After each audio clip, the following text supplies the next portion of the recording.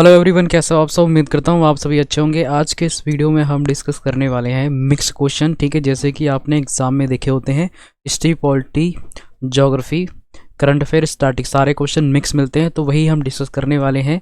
और ये सारे क्वेश्चन एग्जाम में पूछे गए हैं। ठीक है, रिपीटेड क्वेश्चन है। ठीक है, तो शुरू करते हैं बिना आप लोगों का टाइम वेस्ट करे हुए। जैसे कि पहला क्वेश्चन आपकी स्क्रीन पे यहाँ पे नज़र आ रहा है। इस क्वेश्चन में आपसे पूछा गया है कि निम्न में से कौन सा गैर खाद्य फसल है, तो आपको बताना है। तो ये क्वेश्चंस आपको इंग्लिश और हिंदी दोनों लैंग्वेज मिलने वाले हैं। तो जो भी परफेक्ट लैंग्वेज होगी जिसमें भी आपने एग्ज़ाम को अटेम्प्ट करना वो पढ़ें और आंसर देने की कोशिश करें।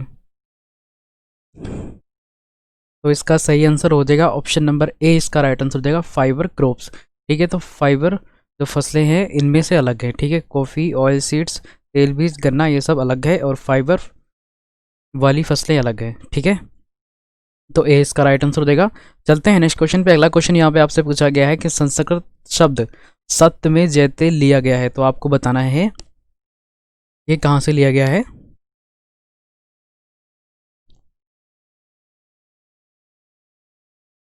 तो इसका सही आंसर हो जाएगा ऑप्शन नंबर ए। इसका राइट आंसर हो जाएगा मुंडा का उपनिषेध। ठीक है, ए राइट आंसर हो जाएगा। चलते हैं नेक्स्ट क्वेश्चन पे। अगला क्वेश्चन यहाँ पे आपसे पूछा गया है किस वर्ष प्रथम राज्य पुनर्गठन आयोग की स्थापना हुई, तो आपको बताना है कौन से ईयर में हुई थी ये। तो जैसे कि क्वेश्चन में देख सकते हैं टैग लगा हुआ है। ठीक है, कौन से शिफ्ट के हैं ये। ठीक है, 17 जनवरी 2017 का थर्ड शिफ्ट के क्वेश्चन है ये। ठीक है, तो इसका सही आंसर हो जाएगा ऑप्शन नंबर सी। इसका राइट आंसर हो जाएगा 1953 में। ठीक है, चलते हैं नेक्स्ट क्वेश्चन पे। अगला क्वेश्चन यहाँ पे आपसे पूछा जा रहा है कि वनस्पति और जीवों का उल्लेख है, तो आपको बताना है। यहाँ पे 4 ऑप्शन दे रखे हैं, काफ़ी इंपॉर्टेंट क्वेश्चन है, ये भी कई बार पूछा जा चुका है। इसमें ऑप्शन दे रखे हैं चिड़िया और जानवरों में, या पर्वतों और नदियों में, पौधों और जानवरों में, या मानव और जानवरों में। ठीक है, तो किस में होता है आपको बताना है वनस्पति और जीवों का उल्लेख। तो इसका सही आंसर हो जाएगा ऑप्शन नंबर सी। इसका करेक्ट आंसर हो जाएगा पौधे और जानवरों में। ठीक है, प्लांट एंड एनिमल्स में।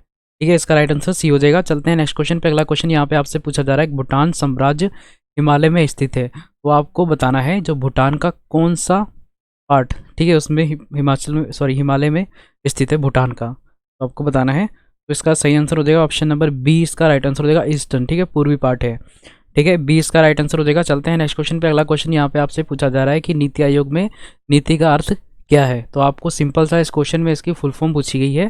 ठीक है, तो आपको बताना है। तो इसका सही आंसर क्या हो जाएगा ऑप्शन नंबर डी। इसका राइट आंसर हो जाएगा national institute for transforming India. ठीक है, तो अगर ये भी पूछा जा सकता है इस क्वेश्चन, ठीक है, इसी के बारे में कि ये गठित कब किया गया था। ठीक है, मतलब कब इसकी फॉर्मेशन हुई थी, कब ये बनाया गया था। तो इसका सही आंसर हो जाएगा ऑप्शन, सॉरी, ऑप्शन ये। ठीक है, इसका सही आंसर हो जाएगा 1 जनवरी 2015 को। ठीक है, तब इसका निर्माण किया गया था। ठीक है, पहले होता था कि सिर्फ केंद्र शामिल था, लेकिन अब जो बनाया गया है नीति आयोग, ठीक है, तो इसमें होता है राज्य और केंद्र दोनों चीज़ शामिल हैं। ठीक है, और इनके चेयरमैन कौन होते हैं, खुद पीएम होते हैं। ठीक है, जो देश के प्रधानमंत्री होते हैं वही होते हैं। ठीक है, अगला है क्वेश्चन, निम्नलिखित में से किस एक को सामान्य समाज के लिए सही नहीं माना जा सकता, तो आपको बताना है। यहाँ पे 4 ऑप्शन दे रखे हैं कि किसको सही नहीं माना जाता। तो इसका सही आंसर हो जाएगा ऑप्शन नंबर ए। इसका राइट आंसर हो जाएगा चाइल्ड मैरिज। ठीक है, बाल विवाह को सही नहीं मानते हमारे समाज में। ठीक है, गैर कानूनी है। ठीक है, जैसे आप सभी को पता होगा कि 18 साल न्यूनतम लड़की की एज होती है, 21 साल लड़के की होती है, तब शादी कराते हैं। ठीक है, तो चलते हैं नेक्स्ट क्वेश्चन पे। अगला क्वेश्चन यहाँ पे आपसे पूछा गया है कि डीएनएस का अर्थ क्या है, तो आपको फुल फॉर्म पूछी जा रही है। यहाँ पे आपको ऑप्शन दे रखे हैं, ऑप्शन देख के भी बता सकते हैं। तो सही आंसर हो जाएगा इसका ऑप्शन नंबर ए। इसका राइट आंसर हो जाएगा डोमेन नेम सिस्टम। ये होता है इसकी फुल फॉर्म डीएनएस की। ठीक है, चलते हैं नेक्स्ट क्वेश्चन पे। अगला क्वेश्चन यहाँ पे आपसे पूछा जा रहा है कि यूनेस्को की विश्व विख्यात रानी की वाय इनमें से कौन से स्थान पर अवस्थित है, तो आपको बताना है कहाँ पे स्थित है। इनमें से रानी की वाय कहाँ पे स्थित है, जो कि यूनेस्को द्वारा।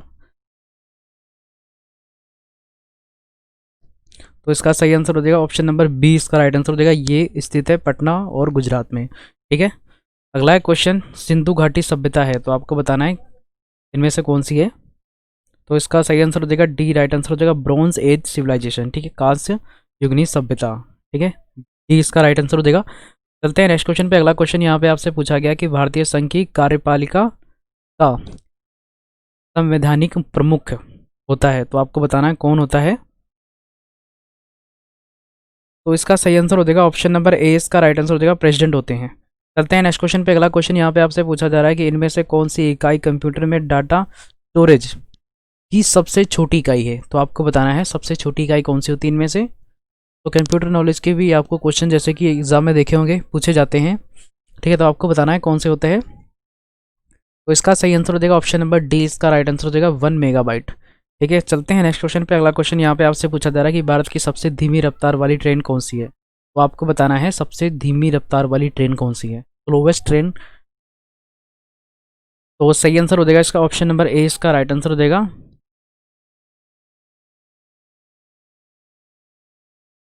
Mettupalayam OT Nilgiri passenger train. ठीक है, ये है। अगला क्वेश्चन, इनमें से कौन केंद्र शासित प्रदेशों दमन तथा दीव की राजधानी है। तो आपको बताना है यूटी जो है उसकी कैपिटल कौन सी इनमें से, दमन एंड दीव की। तो इसका सही आंसर हो जाएगा ऑप्शन नंबर ए, इसका राइट आंसर हो जाएगा दमन है। ठीक है, चलते हैं नेक्स्ट क्वेश्चन पे। अगला क्वेश्चन यहाँ पे आपसे पूछा जा रहा है कि ओलंपिक खेल 2020 का मेज़बान देश कौन सा है। तो सही आंसर हो जाएगा, देश तो हो जाएगा जापान, लेकिन इनमें से आपको बताना है कौन सा है। तो इसका सही आंसर हो जाएगा टोक्यो। ठीक है, डी इसका राइट आंसर हो जाएगा, जापान में है टोक्यो, वहीं पे होना था, लेकिन कोविड-19 की वजह से पोस्टपोन हो गया था। ठीक है, लेकिन उसको दोबारा कराया जाएगा। ठीक है, चलते हैं नेक्स्ट क्वेश्चन पे। अगला क्वेश्चन यहाँ पे आपसे पूछा जा रहा है कि भारतीय संविधान के अनुसार सुप्रीम कोर्ट के न्यायाधीशों की सेवानिवृत्ति की आयु है। तो आपको बताना है कितने साल तक काम कर सकते हैं सुप्रीम कोर्ट के जज। ठीक है, तो सही आंसर हो जाएगा ऑप्शन नंबर सी, इसका राइट आंसर हो जाएगा 65 ईयर्स।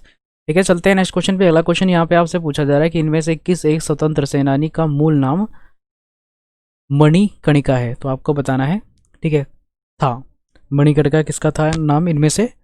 तो सही आंसर हो जाएगा इसका ऑप्शन नंबर डी, इसका राइट आंसर हो जाएगा रानी लक्ष्मीबाई का। अगला क्वेश्चन, किसी वस्तु में किसकी उपस्थिति के कारण वह विद्युत का सुचालक बनता है। तो आपको बताना है इनमें से ऑप्शन। ठीक है,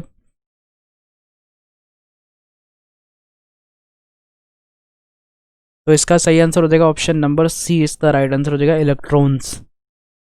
अगला है क्वेश्चन, इनमें से कौन सी पुस्तक डॉक्टर अब्दुल कलाम द्वारा लिखी गई। तो आपको बताना है इनमें से कौन सी पुस्तक है। तो डी इसका राइट आंसर हो जाएगा द लाइफ ट्री। अगला है क्वेश्चन, मेरीन गोंडवाना जीवाश्म पार्क स्थित है। तो आपको बताना है कहाँ पे स्थित है। The marine Gondwana fossil park कहाँ पे स्थित है, आपको ये बताना है। तो इसका सही आंसर हो जाएगा ऑप्शन नंबर ए, इसका राइट आंसर हो जाएगा छत्तीसगढ़ में स्थित है ये। अगला क्वेश्चन, इनमें से किस राज्य के एक हिस्से में थार मरुस्थल नहीं है।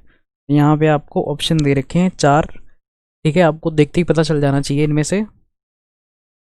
तो इसका सही आंसर क्या हो जाएगा ऑप्शन नंबर सी, इसका राइट आंसर हो जाएगा हिमाचल प्रदेश। ठीक है, जैसे गुजरात में, हरियाणा, पंजाब में ठीक है काफ़ी गर्मी होती है, लेकिन हिमाचल प्रदेश में बहुत कम होती है, तो इसलिए वहाँ पे नहीं है थार मरुस्थल।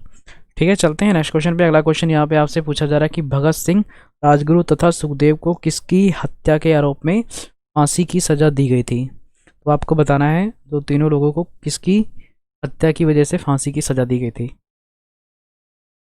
तो इसका सही आंसर हो जाएगा ऑप्शन नंबर ए, इसका राइट आंसर हो जाएगा जेपी सौंदर्स की। ठीक है, अगला क्वेश्चन, निम्न में से कौन सी सिंधु नदी की सहायक नदी नहीं है। तो आपको बताना है सिंधु की सहायक नदी कौन सी नहीं है। तो सही आंसर हो जाएगा सी, इसका राइट आंसर हो जाएगा चंबल। ठीक है, चंबल आपको बताना था, इसका सही आंसर हो जाएगा सी। अगला क्वेश्चन, भारत को किस वर्ष में विश्व स्वास्थ्य संगठन द्वारा पोलियो ग्रस्त देशों की सूची से निकाल दिया गया था, मतलब WHO।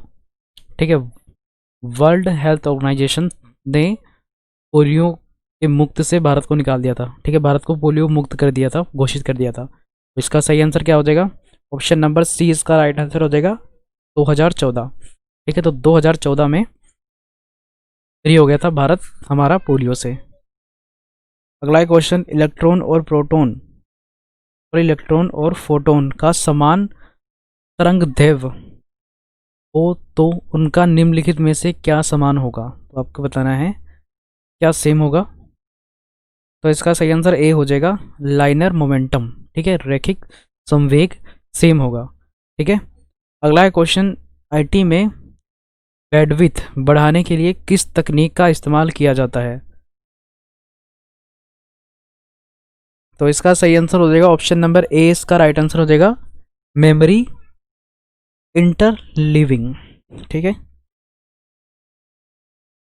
अगला है क्वेश्चन, पत्तियों को पौधा लाल रोशनी में रखने पर कैसा दिखाई देगा, तो आपको बताना है।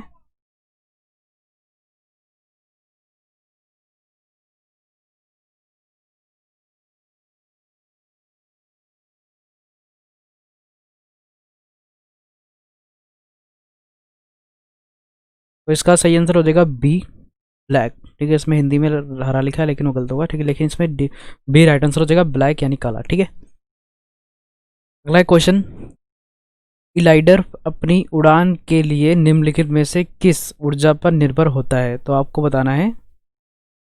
चार ऑप्शन दे रखे हैं, इनमें से बताना है आपको। तो इसका सही आंसर हो जाएगा ऑप्शन नंबर सी, इसका राइट आंसर हो जाएगा विंड एनर्जी। ठीक है, पवन ऊर्जा पे निर्भर होते हैं ये। अगला क्वेश्चन, कौन सा बौद्ध ग्रंथ 16 महाजनपदों का उल्लेख करता है, इसका राइट आंसर हो जाएगा अंगुत्तारा निकाया। अगला क्वेश्चन, महाजनपदों में से किसकी राजधानी तक्षशिला थी, आंसर सही हो जाएगा डी, गंधार की। अगला क्वेश्चन, निम्नलिखित में से कौन सा एक किसी मृत व्यक्ति का स्मारक नहीं है, तो जो मर जाते हैं उनके बाद में उनका मकबरा बनाया जाता है। ठीक है, तो वैसा क्वेश्चन पूछा गया, तो इनमें से कौन सा नहीं है वो। ठीक है, तो सही आंसर हो जाएगा सी, चार मीनार किसी का मकबरा नहीं है। ठीक है, अगला क्वेश्चन, सम्राट अशोक किसके उत्तराधिकारी थे, तो आपको बताना है किसके उत्तराधिकारी थे। सही आंसर बी हो जाएगा बिंदुसार के। अगला क्वेश्चन, निम्नलिखित में से कौन सा एक कोशिकाएं जीव का उदाहरण है, तो इसका सही आंसर क्या हो जाएगा ऑप्शन नंबर ए, इसका राइट आंसर हो जाएगा प्रोटोजोआ। तो एनिमल किंगडम और प्लांट किंगडम का एक क्वेश्चन है, और इस बार ही एसएससी 2020 में काफ़ी क्वेश्चन आए हैं। ठीक है, अभी सीएचएसएल का एग्ज़ाम हुआ है। ठीक है, तो काफ़ी क्वेश्चन पूछे गए इसमें से, एनिमल किंगडम से और प्लांट किंगडम से। अगला क्वेश्चन, पेनिसिलिन का आविष्कार किसने किया, आपको बताना है किसने किया था। तो इसका सही आंसर हो जाएगा बी, अलेक्जेंडर फ्लेमिंग। अगला क्वेश्चन, भारतीय संविधान में पहली बार संशोधन कब किया गया था,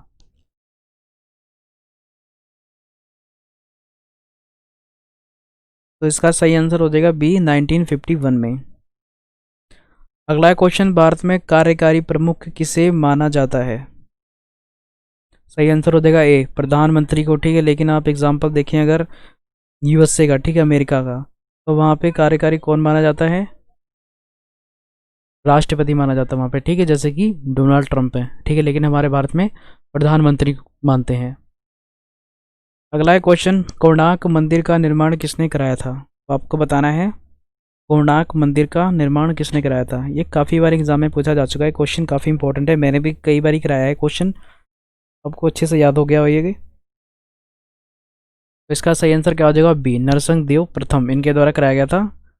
तो ये आज का लास्ट क्वेश्चन था। मिलते हैं नेक्स्ट वीडियो में, तब तक अपना ख्याल रखें।